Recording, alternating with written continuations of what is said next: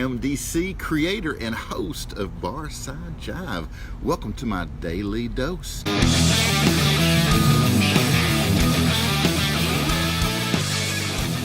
Today is Thursday, getting close to the weekend, September 12, 2019, and you are witnessing my Siege on Normalcy Tour, day 41. Now, let's talk some rock and roll.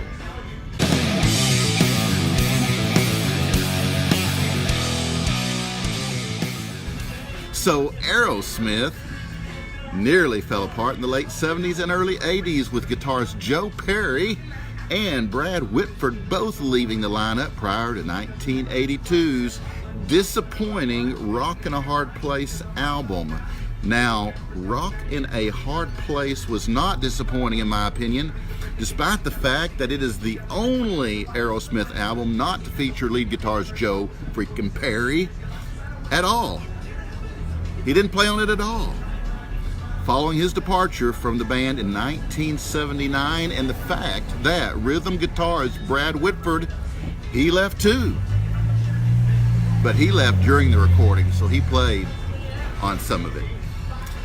In 1981's when Whitford left, despite all that, the album was actually certified gold. Despite all that, it's pretty cool. It's certified gold in 1989. And you know, I loved Joni's Butterfly and Jig Is Up and Bolivian Ragamuffin, Jailbait and Lightning Strikes. And the title track was cool, Rock in a Hard Place. Great album. I like it. Who cares what the critics say, right?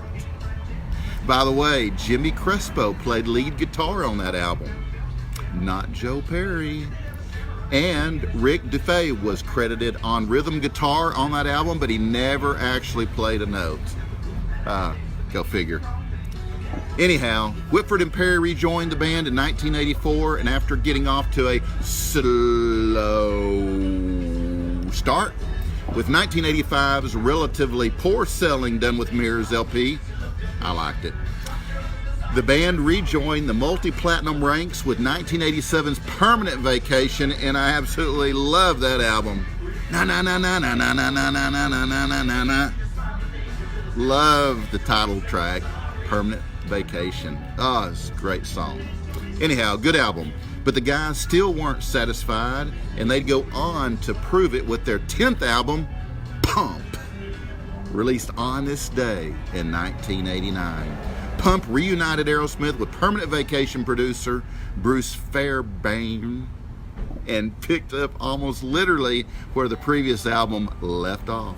In fact, Perry and vocalist Steven Tyler met up to start writing new songs in the fall of 1988, shortly after they finished the Vacation tour, which I didn't know they would ever return from. According to Joe Perry, and I quote, 2 months after the tour ended, we wanted to get started again, recalled Perry in the Aerosmith biography, Walk This Way. We could feel something big was coming. On November 1, Steven and I started writing. We just went to work, which is a good thing for us. For Tyler, making sure Pump improved upon Permanent Vacation was partly a matter of tapping into the way he and Perry felt back when they were coming up in the rock circuit. Steven Tyler said, and I quote, I sat at my keyboard and talked to Joe and the guys a lot about kids who bought our records, what they listened to, what they wanted, what the younger bands were doing, he later said. Then it came to me that we didn't have to give a shit about that. All we had to do was look inside us and let out the kid. Let out the kid. It was a big theme for Tyler when he was making that record. Bassist Tom Hamilton offered another perspective in the documentary, The Making of Pump, calling it a full circle album and adding, the band had a progression of albums in the 70s leading up to Rocks, where everyone got better and our style got more and more boiled down to its essence. Then we started getting distracted. We started getting corrupt, and all of a sudden our albums did not progress any longer. Each album wasn't better than the last one. Finally, the band broke up for 3 years. Then, when we got back together, we didn't come out with the album that was the next logical step. We were like a brand new band. We had to start like over. You know, the evolutionary process all over again. Okay, according to rhythm guitarist Brad Whitford, and I quote, "By the time Permanent Vacation came, we were in such a different headspace," Whitford noted. "Suddenly we were much healthier, and the music was like flowing like it did in the early 70s. Pump was written in the same way the first album was. We did tons and tons of playing and woodshedding and just letting the ideas flow." Perry stated, "We got close with Permanent Vacation, but there was still a lot of dead wood. We put 13 songs on record, and a lot of them we never even played live. And to me, Joe Perry, that was a waste of time. Music and plastic." Well, apparently they did it by getting further from anything else. They congregated at a small studio in a small Massachusetts town so they could hunker down on their growing list of new songs free from distractions. The session started in December of '88 and went on for weeks in isolation. They wrote and wrote and wrote. So, there you have it, guys. Aerosmiths, Pump.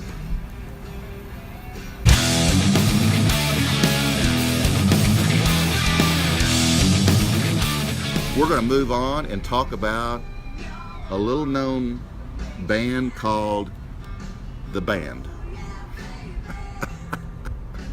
All right, guys, The Band. This is about The Band. Okay, so breaking news here, breaking news. Magnolia Pictures has acquired worldwide rights. Yes, worldwide rights to Once Were Brothers, Robbie Robertson and the Band, a documentary. Oh, yeah. A documentary that premiered actually on the opening night of the Toronto Film Festival. So Magnolia plans a wide release for the movie in early 2020. That will be freaking awesome.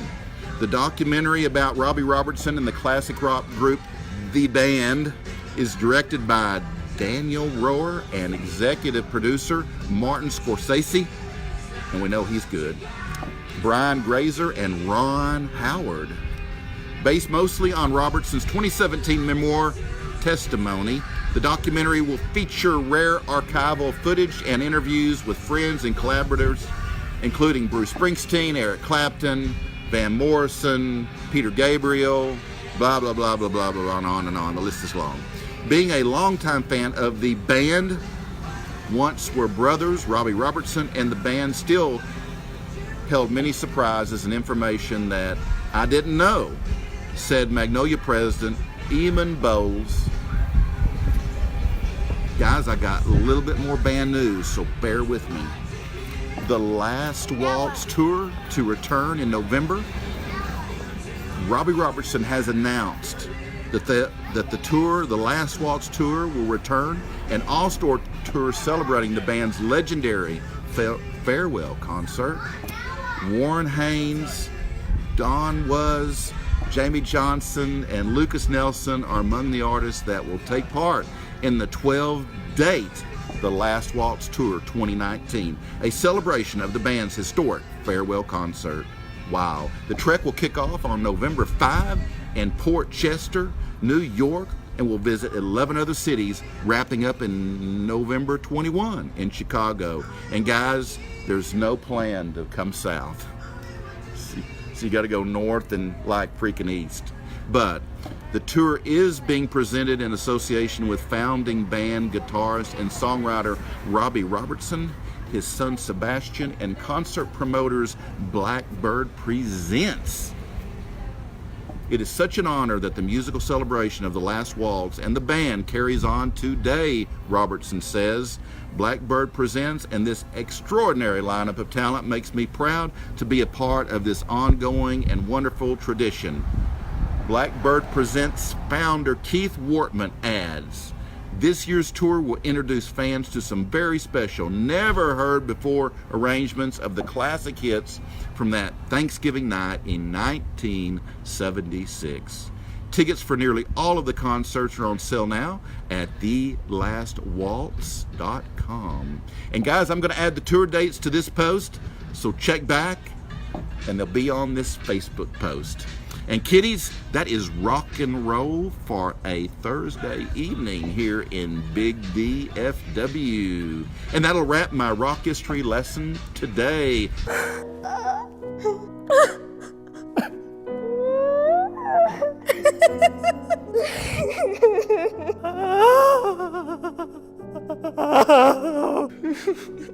Hold the tears though, because there's more coming for you tomorrow. Actually tonight, here in a little bit, 7:30 p.m. Central Standard Time at the very cool Vocal Media Studios in North Dallas, coming at you live and worldwide. Again, 7:30 p.m. Central Standard Time for all you guys that are not in Central Standard Time. And I wore my cool Nirvana shirt for you guys.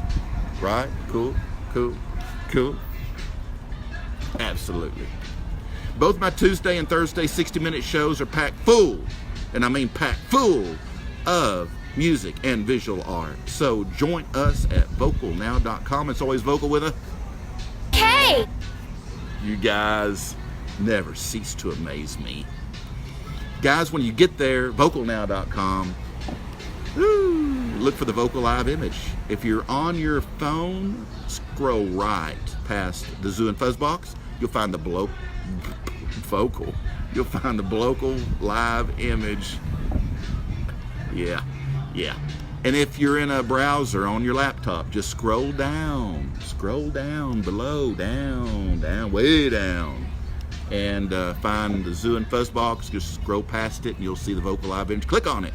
Or you can go to my post that I posted earlier with my guest, and there's a link, and click on it at 7:30-ish, and you'll go right into the show. Watch it live. Besides my Tipsy Gypsy featuring Bree Akers, bringing beverages and tips from behind the bar. She does that every Tuesday and every Thursday. We are also on Tuesdays doing my Art Jive Live, and when we don't have a visual artist, just doing that once a month as a guest, we are having artist and my creative director Brad Jensen talk about some really cool album art of the 70s and 80s, like the story behind the art. So we're doing some cool stuff on Tuesdays. So I hope you guys will tune in. But tonight, it's all about my guest. And my guest tonight is country music artist Taylor D. Guys, look for more of my Daily Dose every day, because I'll be back with more history on the classic rock legends. You can join me as I peel back those pages and explore the past, the present, the future of the rock legends on my Daily Dose of Rock Music. If you'd like to check out my Daily Dose archives, go to my YouTube channel at youtube.com/Barside Jive Live and look into the Daily Dose playlist for mo Daily Dose action. And please show some love and click that big ass red subscribe button. It's big and it's like red and you can't miss it, and click it. You can subscribe for free to my show on YouTube, and for a limited time offer. So go do it now. Guys, thanks in advance for your loves and likes and shares.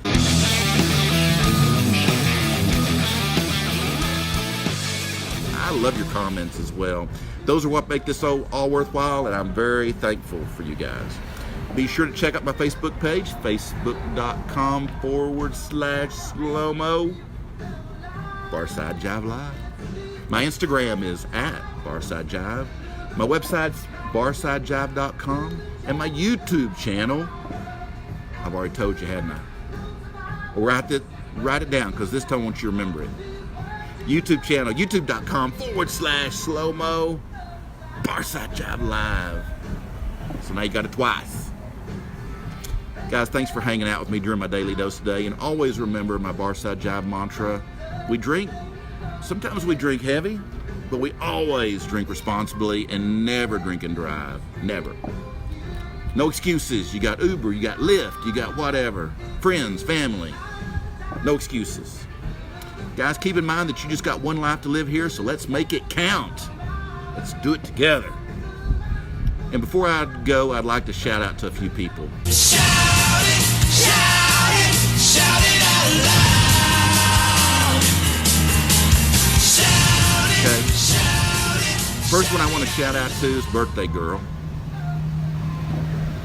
Kana Cameron, because it's her freaking birthday. She loves Metallica and lives in Dallas, and she's a fan of the show. And since it's her birthday, we're shouting out Kana Cameron.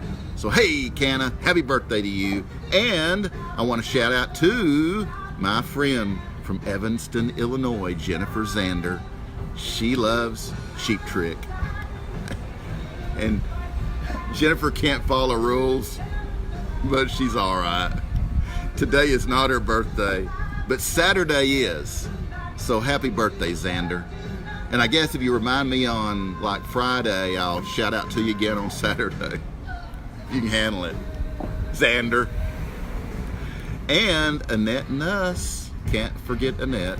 Her birthday was actually 2 days ago, but she can't follow rules either. But she does love Journey. She's always loved Journey, still does, and is in Council Bluffs, Iowa. I'm still trying to figure out what they do in Council Bluffs, Iowa. Maybe farm. Maybe she's got cows, I don't know. Raises chickens. I don't know what Annette does. But anyway, she does love Journey, and she is in Iowa. And happy belated birthday there, Annette. Guys, I'm out of here. I've got to run. I got a show to do. Nothing like waiting till the last minute, right? Yeah. So I will see you guys next time. Peace, love, rock and roll. See you soon. Bye. Gotta go.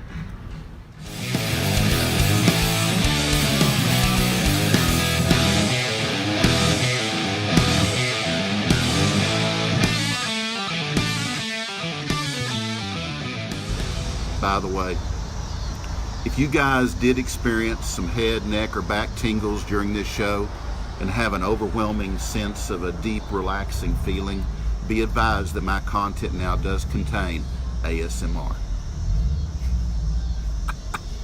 This isn't just a word from the sponsor, it's simply a very good suggestion.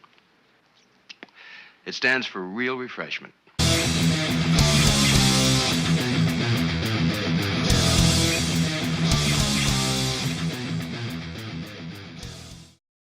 BarsideJiveLive.com.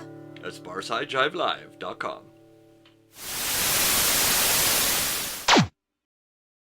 You are feeling the tingles.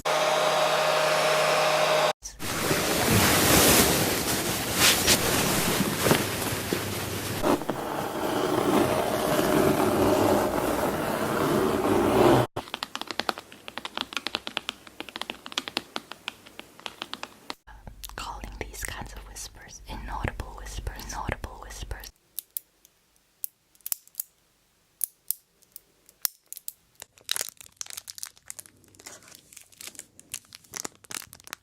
This is the best time to put the lotion on the skin.